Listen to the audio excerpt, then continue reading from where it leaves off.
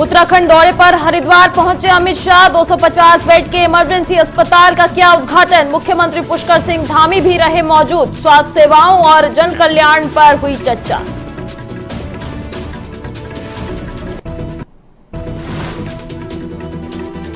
हरिद्वार में अमित शाह के दौरे से आक्रोश में कांग्रेस कार्यकर्ताओं ने जताया विरोध। हाथ में काले झंडे लेकर अमित शाह गो बैक के लगाए नारे।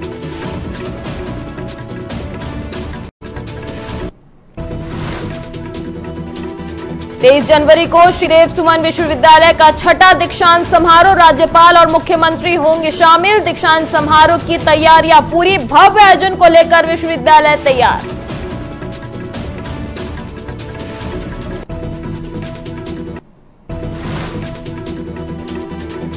खटीमा में जन जन की सरकार, जन जन के द्वार अभियान के तहत बहुउद्देश्य शिविर का हुआ आयोजन। शिविर में 1500 लोग हुए शामिल।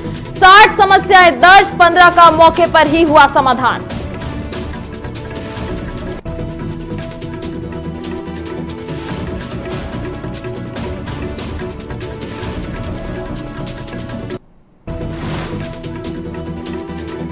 मसूरी में टाउन वेडिंग कमेटी की बैठक के दौरान हंगामा। पटरी कारोबारियों ने लगाए भेदभाव के आरोप। मीरा सकलानी की अध्यक्षता में हुई इस बैठक में पटरी कारोबारियों की पहचान और उनके व्यवस्थित पुनर्वास पर हुई चर्चा।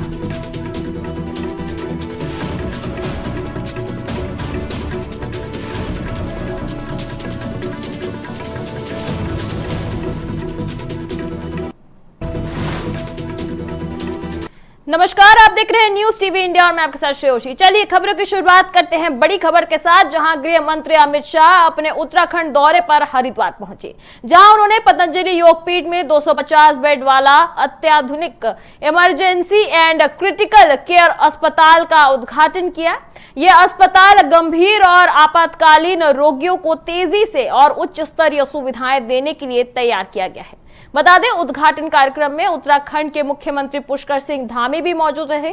इस दौरान स्वास्थ्य सेवाओं के विस्तार और जल कल्याण से जुड़े विभिन्न पहलुओं पर चर्चा की गई। वहीं कार्यक्रम के लिए सुरक्षा के कड़े इंतजाम किए गए थे और प्रशासन पूरी तरह सतर्क रहा।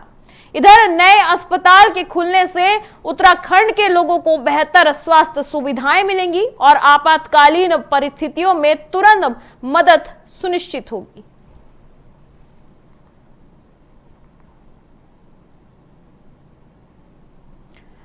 बता दें, आज केंद्रीय गृह मंत्री अमित शाह का उत्तराखंड दौरे के दौरान केंद्रीय गृह मंत्री अमित शाह आज उत्तराखंड पहुंचे, जहां उन्होंने स्वास्थ्य सुविधाओं को लेकर अस्पताल का उद्घाटन किया, जहां मुख्यमंत्री पुष्कर सिंह धामी और बाबा रामदेव भी मौजूद हैं। तस्वीरों में आप देख सकते हैं कि इस अस्पताल का उद्घाटन किया और साथ ही बता दें कि अस्पताल आपातकालीन स्थिति में लोगों के काम आएगा। वहीं शाह ने अस्पताल में कुल 250 बेड वाला अस्पताल का उद्घाटन किया है। बता दें, यह अस्पताल पतंजलि योगपीठ में खुला है।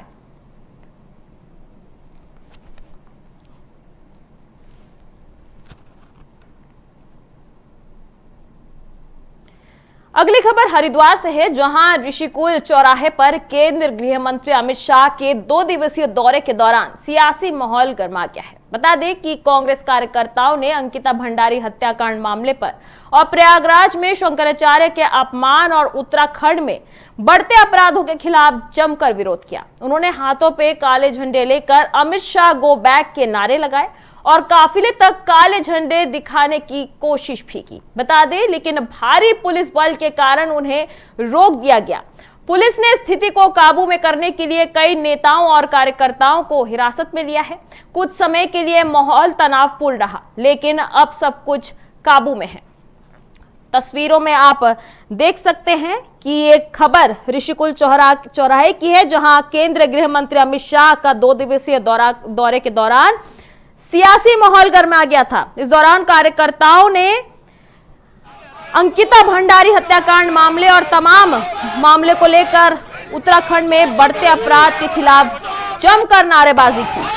उन्होंने अपने हाथ पे काले झंडे लेकर अमित शाह गो बैक के नारे लगाए और काफिले तक काले झंडे दिखाने की कोशिश की, जिस दौरान पुलिस बल ने उन्हें रोक दिया और स्थिति को नियंत्रण में किया।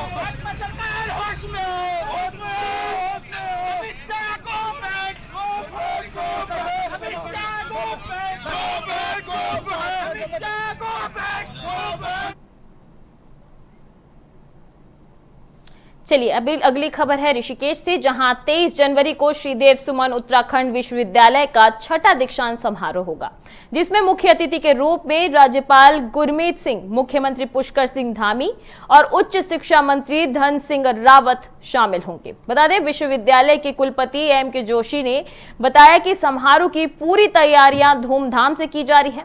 इस मौके पर 20,684 छात्रों को अंडर ग्रेजुएट और पोस्ट ग्रेजुएट की डिग्री दी जाएगी और 83 मेधावी छात्रों को उनके अच्छे प्रदर्शन के लिए स्वर्ण पदक से सम्मानित किया जाएगा। बता दें, अंडर ग्रेजुएट स्तर पर कला, विज्ञान और वाणिज्य में सर्वाधिक अंक पाने वालों को देव सुमन गोल्ड मेडल, पोस्ट ग्रेजुएट स्तर पर 3 विषयों में सर्वोच्च अंक लाने वालों को कैप्टन शूरवीर सिंह पदक और वाणिज्य में शीर्ष अंक पाने वालों को नंदराम पुरोहित स्वर्ण पदक दिया जाएगा। वहीं कुलपति ने बताया कि राज्यपाल, मुख्यमंत्री और अन्य अतिथियों का भव्य स्वागत किया जाएगा और समारोह को यादगार बनाने के लिए सभी प्रयास किए जाएंगे।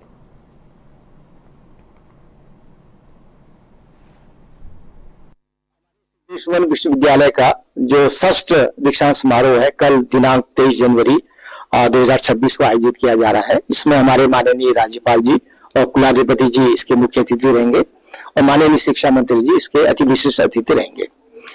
और इस दीक्षांत समारोह में 20,664 विद्यार्थियों को डिग्री प्रदान की जा रही है, जिसमें से 83 जो विद्यार्थी हैं उनको गोल्ड मेडल दिया जा रहा है। और इसके अतिरिक्त हमारे जो पीजी और यूजी स्तर पर साइंस, कला और वाणिज्य विभाग के जो सर्वोच्च अंक जिसने प्राप्त किया है उन विद्यार्थियों को श्रीदेव सुमन गोल्ड मेडल भी दिया जाएगा। रुक करते अगली खबर की ओर, जहां खबर आ रही है खटीमा से, जहां सरकार द्वारा चलाए जा रहे जन जन की सरकार जन जन के द्वार अभियान के तहत विकास खंड खटीमा के न्याय पंचायत भटिंडिया के राजकीय इंटर कॉलेज में बहुउद्देश्य शिविर का आयोजन किया गया। इस शिविर की अध्यक्षता अपर जिलाधिकारी उधम सिंह नगर ने की, तो वहीं मुख्य अतिथि के रूप में जिला पंचायत अध्यक्ष अजय मौर्य, दर्जा मंत्री उत्तम दत्ता और नगर पालिका अध्यक्ष रमेश जोशी उपस्थित रहे। उन्होंने कहा कि अभियान पूरे प्रदेश में चल रहा है और इनका उद्देश्य जनता की समस्याओं को उनके द्वार पर जाकर हल करना है। इस शिविर में लगभग 1500 लोग शामिल हुए और लगभग 60 समस्याएं पंजीकृत हुई, जिसमें से 15 का मौके पर ही समाधान कर दिया गया। वहीं शिविर में स्वास्थ्य विभाग ने मुफ्त दवा और स्वास्थ्य जांच की व्यवस्था भी की, तो वहीं विकलांग प्रमाण पत्र बनाए गए और पशुपालन विभाग ने भी मुफ्त दवाइयां बांटी। इसके अलावा अन्य विभागों ने दस्तावेज तैयार करने और लोगों की समस्याओं का समाधान करने में पूरी मदद की। इधर अपर जिला अधिकारी ने मीडिया से बातचीत के दौरान कहा कि अभियान लगातार चलता रहेगा और जनता की समस्याओं को उनके द्वार पर हल करने का काम जारी रहेगा।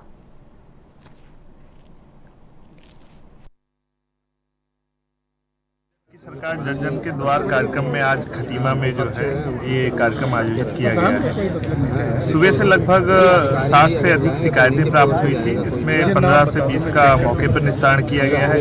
इसके अतिरिक्त इस शिविर में जो सरकार के द्वारा विभिन्न योजनाएं चलाई जा रही थी उसको भी यहाँ पे शिविर लगाए गए हैं, उसका लाभ दिया जा रहा है। 11 से अधिक अभी दिव्यांग प्रमाण पत्र यहाँ मौके पर ही निस्तारित किए गए हैं। हमारे स्वास्थ्य विभाग के कैंप है, प्रत्येक कैंप में जैसे पशुपालन विभाग में 200 से अधिक लोगों ने उन्होंने दवाएं प्राप्त की हैं। ऐसे ही जो स्वास्थ्य विभाग हैं, हमारे आयुर्वेदिक हैं, हमारे अन्य डिपार्टमेंट्स की जो योजनाएं चल रही है उस पर लोगों ने काफ़ी संख्या में प्रतिभाग किया है। काफ़ी लोगों का आगमन। खबरों में आगे बढ़ते हैं। खबर मसूरी से है, जहां मसूरी नगर पालिका सभागार में हुई टाउन वेडिंग कमेटी की बैठक में उस समय हड़कंप मच गया जब कुछ पटरी कारोबारियों ने प्रशासन पर भेदभाव और आपसी फूट डालने के आरोप लगाए हैं। जिसके बाद आक्रोशित कारोबारियों ने कमेटी को भंग करने की भी मांग तक रख दी। नगर पालिका अध्यक्ष मीरा सकलानी की अध्यक्षता में हुई इस बैठक में पात्र पटरी कारोबारियों की पहचान और उनके व्यवस्थित पुनर्वास पर चर्चा हुई। वहीं अधिशासी अधिकारी गौरव भसीन ने भी साफ कहा कि माल रोड को पूरी तरह वेंडर जोन फ्री घोषित किया जा चुका है और यहां किसी भी सूरत में पटरी नहीं लगेगी। प्रशासन अन्य स्थानों पर वेंडर जोन विकसित कर रहा है जहां मूलभूत सुविधाएं उपलब्ध होगी। साथ ही एसडीएम राहुल आनंद ने चेतावनी दी कि मॉल रोड पर पटरी लगाने वालों पर नियमानुसार सख्त कार्रवाई की जाएगी। वहीं पालिका अध्यक्ष मीरा सकलानी ने कहा कि लक्ष्य पात्र कारोबारियों का स्थानीय पुनर्वास है, वहीं राजनीति के दबाव में नियमों से समझौता नहीं होगा।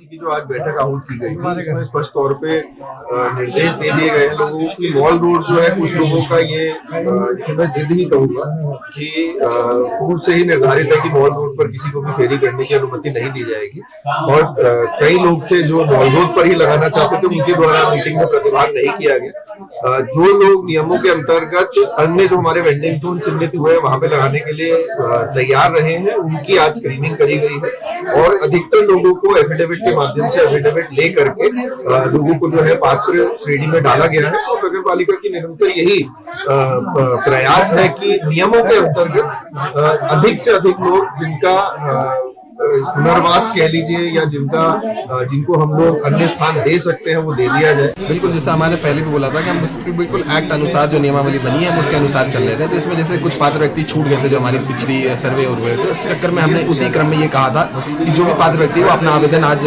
यहाँ हमारे समक्ष समिति के समक्ष प्रस्तुत कर सकते हैं। तो इसमें अनुसार जो नियम अनुसार है हमने कुछ पात्र व्यक्तियों को आज भी हमने चयनित किया है। अब इनकी जो आवंटन स्थल आवंटन की कार्रवाई की जाएगी। अब जो हंगामे है वो वही लोग हैं जो पात्र व्यक्ति नहीं है और उनकी एक ही डिमांड है कि वो मॉल रोड पे, जबकि हम स्पष्ट करना चाहते हैं पहले से ही हमारा रुख स्पष्ट है कि मॉल रोड पे किसी भी प्रकार की वेंडिंग की अनुमति नहीं दी जाएगी।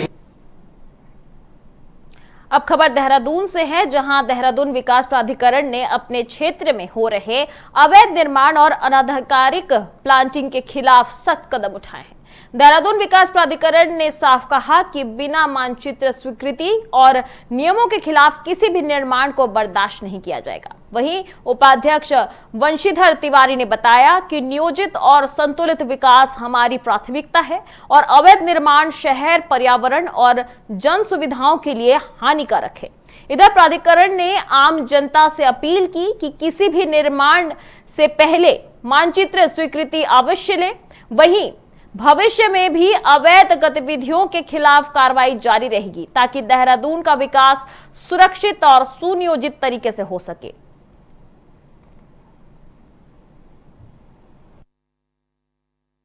देखिए, इस वर्ष मानसून में एक तो जो बाढ़ आई थी और आपने देखा जो हाई फ्लड लेवल था वो काफ़ी ज़्यादा था और जो नदियां हैं और जो नाले के किनारे जहाँ पर पानी ज़्यादा आया वहाँ पर कभी आवासीय और व्यावसायिक जो निर्माण थे वो क्षतिग्रस्त हुए। तो हम लोगों का प्रयास ये है कि इस तरह की जो संरचनाएं हैं नदी और नालों के किनारे हम लोग उसको बिल्कुल न बनने दें। तो प्राथमिक स्तर पर तो उसके खिलाफ बहुत सघन अभियान हम लोग चला रहे हैं। साथ ही साथ जो एग्रीकल्चर लैंड यूज है और उसमें अवैध प्लाटिंग की जा रही है घर बनाने के लिए, तो उसमें जो खरीदार हैं वो परेशान हो रहे हैं क्योंकि कृषि भूपयोग में आवासीय मानचित्र स्वीकृत नहीं होते हैं। तो ऐसे लोगों को परेशानी से बचाने के लिए जितनी भी इस तरह की अवैध प्लाटिंग है उसके हम लोग खिलाफ लगातार कार्रवाई कर रहे हैं और लगभग हम लोग उसको बिल्कुल हम कहें कि एंड की तरफ ले जा रहे हैं ताकि उसकी जो ठगने जैसी बात है आम आदमी उसमें ठगा न जाए। चलिए नजर डालते हैं मौसम की खबर पर। उत्तराखंड में मौसम विभाग ने अगले कुछ दिनों में भारी बारिश और बर्फबारी की संभावना जताई है। बता दें, मौसम विभाग के निदेशक चंद्र सिंह तोमर ने कहा कि 22 जनवरी की रात से उत्तराखंड एक तेजी पश्चिमी विक्षोभ के प्रभाव में आएगा, जिससे राज्य में व्यापक बारिश और ऊंचाई वाले इलाकों में भारी बर्फबारी होने की संभावना जताई जा रही है। वहीं 23 जनवरी को मौसम सबसे ज्यादा सक्रिय रहेगा, जबकि 24 जनवरी तक इसका असर बना रहेगा।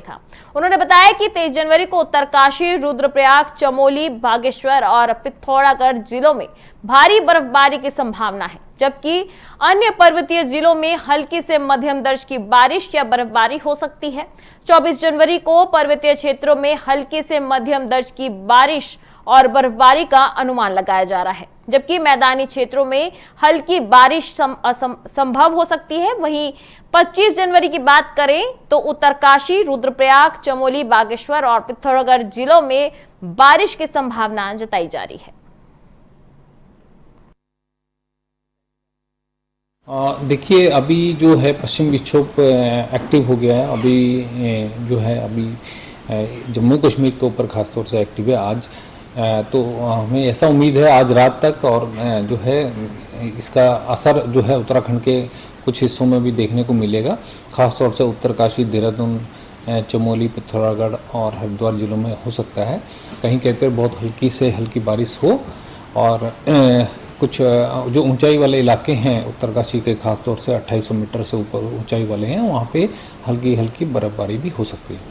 उसके बाद कल जो है 23 तारीख को उसका ज़्यादा संभावना है हल्की से मध्यम दर्जे की बारिश ज़्यादातर जिलों में, एक्सेप्ट जो है उधम सिंह नगर और हरिद्वार, जहाँ पे हल्की बारिश की संभावना है। चलिए बढ़ते हैं अगली खबर की ओर। खबर विकासनगर से है, जहां विकासनगर के टाकपत्थर फायर स्टेशन में सिरमौर जिले के किल्लौट स्कूल के बच्चों के लिए 3 दिवसीय कार्यशाला का आयोजन किया गया। इस कार्यशाला में बच्चों को आग से बचने के तरीके और आग पर कैसे काबू पाया जा सके, इसकी पूरी जानकारी फायर स्टेशन के कर्मचारियों ने दी। बच्चों ने फायर मशीन और सुरक्षा उपकरणों को देखकर समझा कि आपात स्थिति में क्या करना चाहिए। इस मौके पर स्कूल के प्रधानाचार्य और शिक्षक भी मौजूद रहे। साथ ही फायर स्टेशन के इंचार्ज और कर्मचारी गरिमा ने बच्चों को व्यवहारिक तरीके से सिखाया। बता दें कि बच्चों ने इस कार्यक्रम में बड़ी रुचि दिखाई। वहीं आग से सुरक्षा के सभी नियम ध्यान से सीखे। इस तरह की कार्यशालाएं बच्चों में सुरक्षा जागरूकता बढ़ाती है और उन्हें आपात स्थिति में सही कदम उठाने की सीख देती है।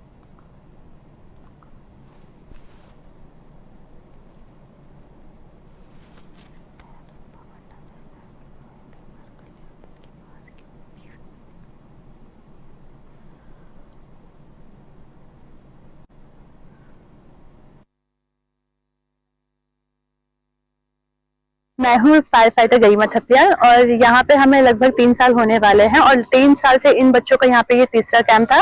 काफी ज्यादा हम नॉलेज देते हैं। हर बार अलग अलग क्लास के यहाँ पे बच्चे आते हैं और उनको हम फायर की नॉलेज देते हैं। जब से हमने फायर के बारे में लोगों को जागरूक करना शुरू किया है, तब से हमें काफी ज्यादा हमें भी फायदा हो रहा है कि लोग अच्छे से जागरूक हो पा रहे हैं और आसपास जो इंसिडेंट है वो भी काफी ज्यादा कम हो रहे हैं। मेरा नाम दिव्यांशिका है। मैं राजकीय वरिष्ठ माध्यमिक विद्यालय किल्लौर, सिरमौर, हिमाचल प्रदेश की छात्रा हूँ। मैं 11वीं कक्षा में सिक्योरिटी सेक्टर में अपनी शिक्षा ग्रहण कर रही हूँ फिलहाल। आप यहाँ आए विकासनगर, क्या क्या सिखाया गया, आप क्या कहना चाहिए? हम 3 दिन से ओजीटी कर रहे हैं, तो उस दौरान हमें बहुत अच्छी जानकारी, यहाँ के स्टाफ मेंबर्स, एसडीआरएफ टीम यहाँ पे आई, उन्होंने हमें बहुत अच्छी जानकारी दी। सर, सबसे पहले तो मैं आपके चैनल का बहुत बहुत धन्यवाद करना चाहूंगा। मैं शूरवीर पुंडीर, व्यावसायिक शिक्षा, राजकीय वरिष्ठ माध्यमिक विद्यालय किल्लौर, सिरमौर, हिमाचल प्रदेश। अरे हिमाचल से आए, अग्नि शासन डाक पत्र आए, बच्चों को लेकर क्या कहना चाहेंगे आप? सर, ये जो प्रोग्राम है ऑन जॉब ट्रेनिंग का प्रोग्राम है, हिमाचल प्रदेश में व्यावसायिक शिक्षा बहुत ही ऊंचे स्तर पर चल रही है। उसके तहत हम सुरक्षा विषय के जो बच्चे डिस्ट्रिक्ट सिरमौर राजकीय वरिष्ठ माध्यमिक विद्यालय किल्लौर से लेके आए। चलिए बढ़ते हैं अगली खबर की ओर। देहरादून पावंटा साहिब नेशनल हाईवे पर कल्याणपुर के पास एक भीषण सड़क हादसा हुआ, जब एक कार में अचानक तकनीकी खराबी आ गई और उसके पहिए जाम हो गए। कार रुकते ही पीछे से आ रही मोटरसाइकिल सीधे कार से टकरा गई। ये टक्कर इतनी तेज थी कि मोटरसाइकिल के परखच्चे उड़ गए और कार का पिछला हिस्सा भी क्षतिग्रस्त हो गया। इस हादसे में मोटरसाइकिल सवार 2 मजदूर लहूलुहान होकर सड़क पर गिर पड़े। मौके पर अफरा तफरी का माहौल था, लेकिन मानवता अभी जिंदा है। हादसे की खबर मिलते ही स्थानीय गांव वालों और समाज सेवी ने बिना किसी देरी के तुरंत घायलों को समय रहते अस्पताल पहुंचाया, लेकिन उनकी हालत अभी भी नाजुक बनी हुई है। यह हादसा यह याद दिलाती है कि सड़क पर रफ्तार और तकनीकी समस्याओं का तालमेल बिगड़ने पर परिणाम कितना खतरनाक हो सकता है।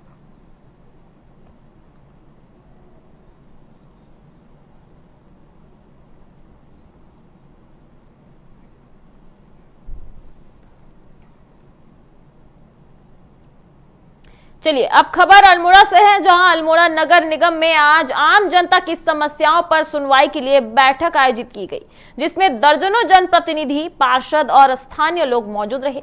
इस बैठक में लोगों ने नगर की बढ़ती समस्याओं का पिटारा प्रशासन के सामने रखा और कई मुद्दों पर नाराजगी जताई। इधर होटल एसोसिएशन के अध्यक्ष अरुण वर्मा ने वन वे व्यवस्था को समाप्त करने की मांग की, जबकि अन्य लोगों ने रास्ते पर रोशनी, नालियों की सफाई और बंदरों की समस्या को भी उठाया। बता दें, नगर निगम मेयर अजय वर्मा ने कहा कि यह बैठक लोगों की समस्याओं को सुनने और उनके समाधान के प्रयासों के लिए रखी गई थी और प्रशासन लगातार इन समस्याओं के समाधान के लिए काम कर रहा है। वहीं स्थानीय लोगों ने प्रशासन से जल्द कार्रवाई की उम्मीद जताई ताकि उनकी परेशानियों का समय पर समाधान हो सके।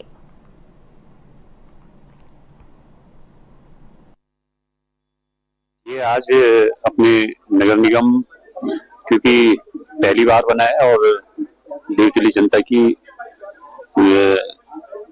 बहुत समस्याएं भी हैं और इस नगर के लिए और किस तरीके से आगे कार्य हो, तो इसमें नगर निगम पूरा प्रयासरत है। नगर निगम अल्मोड़ा की पहल जो कुछ समय पूर्व हो जानी चाहिए थी, 1 साल बाद लगभग हो रही है कि शहर के संभ्रांत व्यक्तियों को और नगर निगम के पार्षदों के साथ यहाँ पर नगर आयुक्त और हमारे माननीय मेयर इनके तत्वाधान में यह बैठक आयोजित हुई। इसमें शहर की जो प्रमुख समस्याएं क्या क्या, उनका समाधान क्या होगा और क्या हम नए नगर निगम को मजबूत करने के लिए इस नगर को कैसे साफ स्वच्छ और सुंदर बनाया जा सके, इसके निमित्त यहाँ पर बैठक हो रही है। उसकी बैठक के निमित्त यहाँ पे जो है कई सुझाव आए हैं। अब मुझे लगता है कि जल्दी उन सुझावों पर अमल होकर अगर ये काम होगा तो इस अल्मोड़ा नगर जो है स्वच्छ नगर बनने में अग्रसर। जो जन समस्याओं के लिए जो मीटिंग आयोजित है उसका तो हम स्वागत करते हैं, लेकिन नगर निगम की तरफ से सबसे पहले ये होना चाहिए था कि जो पहले हमारे जो जनता से चुने हुए 40 पार्षद हैं, उन लोगों से पहले सारी बातें हो जानी चाहिए थी और सारी चीजें हो जानी चाहिए थी। उसके पश्चात ये जो आम जनसभा संभ्रांत और बुद्धिजीवी नागरिकों के लिए जो ये सभा रखी गई है, उसका आयोजन किया जाना चाहिए। उससे क्या होता है कि आप लोगों को सारी चीजों के बारे में पहले पता होता है और आप लोग इससे अच्छा सा संवाद कर सकते थे, जो जिसका अभाव यहाँ पर पूरा दिखाई दिया रहा है। देखिए, नगर निगम में आज एक बैठक आयोजित की गई थी जिसमें शहर की समस्याओं को लेके मैं अरुण वर्मा होटल अध्यक्ष हूँ। सबसे मांग तो मेरी ये थी कि शहर में पहले लाइटिंग की बहुत अच्छी व्यवस्था होनी चाहिए। दूसरी एक हमारी मांग है कि शहर में जो वन वे है, इससे हमारा टूरिज्म धीरे धीरे करके और कारोबार शहर का पूरा खत्म होते जा रहा है। माल रोड पे मैंने सुझाव दिया है नगर निगम को कि जो रोडवेज की बस है, अगर ये उनकी नई पार्किंग स्वागत के ऊपर से अगर चली जाए, वहां पर खड़ी रहे, वहीं से ऑपरेट हो, तो उससे हमारी एक वन वे की समस्या का एक हल निकल सकता है। देखिए, आज नगर निगम द्वारा पहली बैठक आयोजित की गई है 1 वर्ष होने के पश्चात, और 1 वर्ष होने के पश्चात सभी पीड़ित अल्मोड़ा की जनता ने उनसे मांग करी कि भैया आप 1 वर्ष का अपना कार्यकाल बताइए कि 1 वर्ष में आपने कौन कौन से काम करे, कौन कौन से नहीं करे। और दूसरी सबसे बड़ी जो समस्या है वो बंदर को लेकर, चाहे हमारा व्यापारी है, आम जनमानस, हमारे जो वरिष्ठ नागरिक हैं, सब परेशान है। तो इसमें हमने शीघ्र कहा है कि भैया नगर निगम इसमें शीघ्र से अधिक शीघ्र इसका बदियाकरण करके इसमें बंदरवाड़े का निर्माण करवाए। देखिए, हमने पिछले कई समय से केंद्र सरकार और राज्य सरकार से भी सुनने की स्वच्छता करे। बहुत होल्डिंग प्रचार है। इस शहर का दुर्भाग्य है कि इस शहर में 95% जो घरों की पेयजल लाइन है वो नालों से होकर जा रही है। सीवर का पानी लोगों के घरों तक पहुंच रहा है। आज अगर इसको रोका नहीं गया तो इंदौर जैसी घटना होने से रोका नहीं जा सकता। लोगों के जीवन के साथ बहुत बड़ा अन्याय किया जा रहा है। उनका जीवन संकट में है। नालों को जो पेयजल लाइन है उनको नालों से हटा दी जानी चाहिए। जो ट्रंचिंग ग्राउंड है, हजारों मीट्रिक टन उसमें कूड़ा पड़ा हुआ है, उसके निस्तारण की समस्या नहीं है। बंदर की समस्या इतनी विकट होगी कि लोगों का, महिलाओं का, बुजुर्गों का, बच्चों का घरों से निकलना मुश्किल हो गया है। रुक करते अगली खबर की ओर। आज महिला कांग्रेस द्वारा प्रदेश कांग्रेस कार्यालय में 1 दिवसीय महिला सम्मान का आयोजन किया गया। बता दें, इस सम्मेलन में जिसमें राष्ट्रीय अध्यक्ष अलका लामा और राष्ट्रीय सचिव एवं उत्तराखंड महिला कांग्रेस की सह अध्यक्ष पूनम पांडे विशेष रूप से मौजूद रही। इस सम्मेलन में बड़ी संख्या में महिला कार्यकर्ताओं ने हिस्सा लिया और साल 2027 में होने वाले विधानसभा चुनाव को लेकर संगठनात्मक रणनीति और महिलाओं की भूमिका पर विस्तार से चर्चा की गई। इस बैठक में महिला कार्यकर्ताओं से आगामी चुनावों में सक्रिय भूमिका निभाने और जनता तक कांग्रेस की विचारधारा पहुंचाने का आह्वान किया गया। वहीं अलका लामा ने कहा कि संगठन को मजबूत बनाने के लिए वो उत्तराखंड आई हैं और महिला कांग्रेस बूथ स्तर से लेकर प्रदेश स्तर तक सक्रिय रूप से काम करेगी। इस सम्मेलन में महिलाओं की भागीदारी और सशक्तिकरण पर विशेष जोर दिया गया ताकि वो समाज और राजनीति में अपनी भूमिका और बढ़ा सके।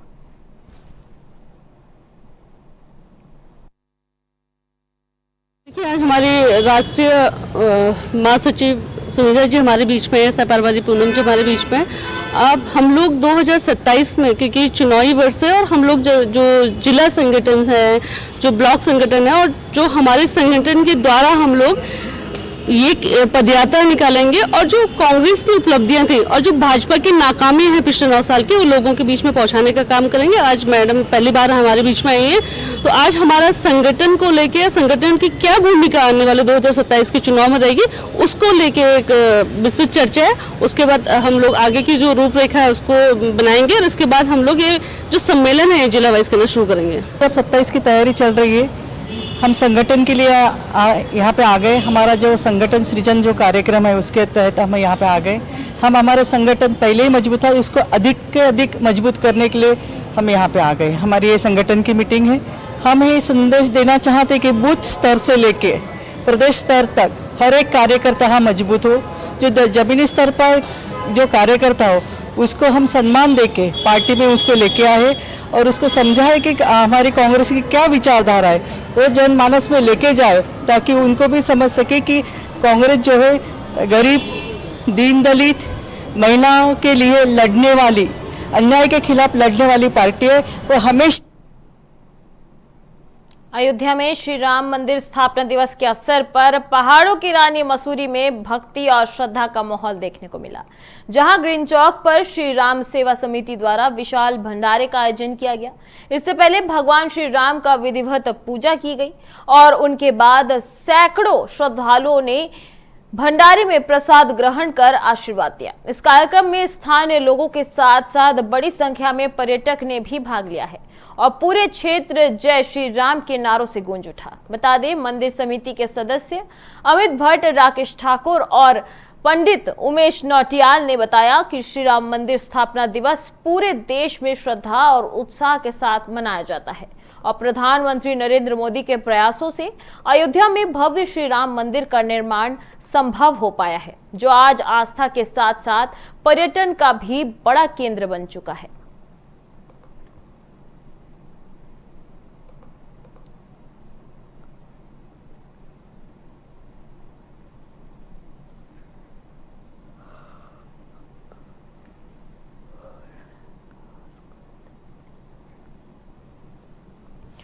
तस्वीरों में आप देख सकते हैं कि ये तस्वीर है मसूरी की, जहां भक्ति और श्रद्धा का माहौल देखने को मिला। अयोध्या में श्री राम मंदिर स्थापना दिवस के अवसर पर यहां पूजा अर्चना की गई, जहां भक्ति का माहौल देखने को मिला। सैकड़ों श्रद्धालुओं ने भंडारे में प्रसाद ग्रहण कर आशीर्वाद लिया। इस कार्यक्रम में स्थानीय लोगों के साथ साथ बड़ी संख्या में पर्यटक ने भी भाग लिया।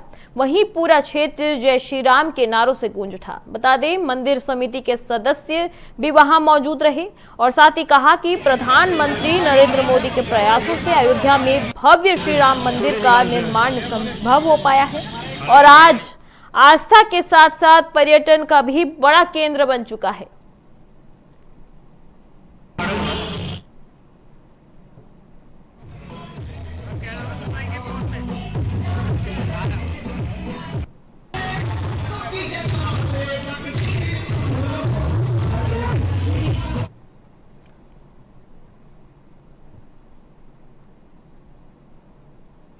कर्णप्रयाग विकास खंड से एक बड़ी खबर सामने आई है, जहां ग्राम सभा तेफना में सोमवार सुबह एक घर में गैस सिलेंडर में अचानक आग लग गई। बता दें, आग उस समय लगी जब घर में चाय बनाई जा रही थी। आग इतनी तेज थी कि कुछ ही समय में घर के अंदर रखा ज्यादातर सामान जलकर खराब हो गया। वहीं घटना के वक्त मकान मालिक गजपाल सिंह कुंवर और उनके बेटे विक्रम सिंह कुंवर घर के अंदर मौजूद थे। दोनों ने बड़ी मुश्किल से बाहर निकाल कर अपनी जान बचाई। बता दें कि बताया जा रहा है कि सिलेंडर में लगी आग करीब 3 घंटे तक जलती रही। इससे पूरे गांव में डर का माहौल बन गया। लोग किसी बड़ी दुर्घटना की आशंका से सहमे रहे। वहीं सूचना मिलने पर मौके पर पहुंचे होमगार्ड जवान विमन मुनियाल ने बहादुरी दिखाई। उन्होंने जान की परवाह किए बिना आग पर काबू पाया। उनकी समझदारी से सिलेंडर को सुनिश्चित तरीके से बुझाया गया है। गांव वालों का कहना है कि अगर समय रहते आग नहीं बुझाई जाती तो बड़ा हादसा हो सकता था। इस घटना की जानकारी प्रशासन को दी गई है।